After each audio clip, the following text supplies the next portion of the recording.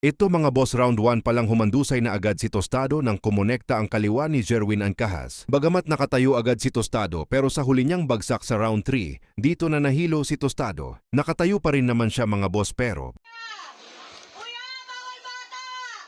Ingay. Ay, Ang laki niya! Ang laki niya ngayon! tumaas na ng timbang.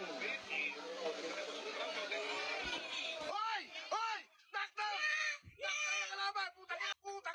Knockdown! Patay ka agad! Sino? Hindi nga po sa amin po yun.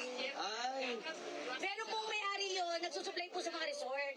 Ngayon po, pag yun po, may nag-check sa kanila pag may walang ano sa basta direksyon. Hindi sabi ko. Hindi ho kasi amin yun. Opo. Sisinginin po kami ng buo. Naiintindihan ko po kayo. Pasensya na kuya. Kaya kung gusto yung mag-video ko, pwede naman. Kaya lang, ang bayad doon po. Kasi yun din yung ibabayad namin sa kanila. Hindi. In terms of condition, wala na kayong paglabutan. Hindi. Half of, medyo okay.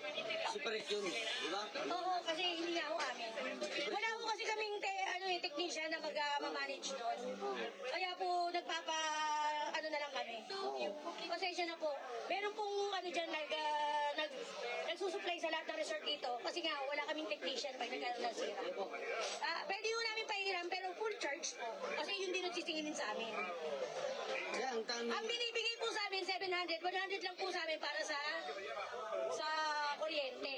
Pwede namin yung ibigay sa inyo ng 700 pero yung kalahati hindi. ilang round na boss? Round 4.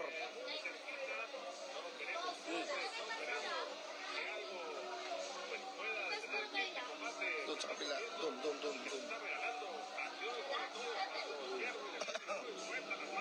Body sila eh. Pak! Knockdown first round eh. Oh?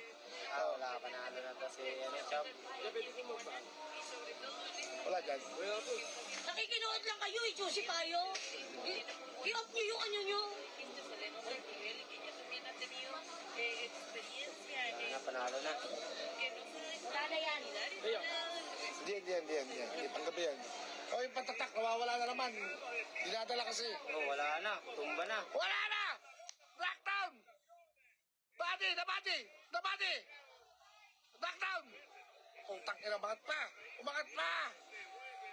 umangat pa guys! Kasi nga guys, nasa resort mo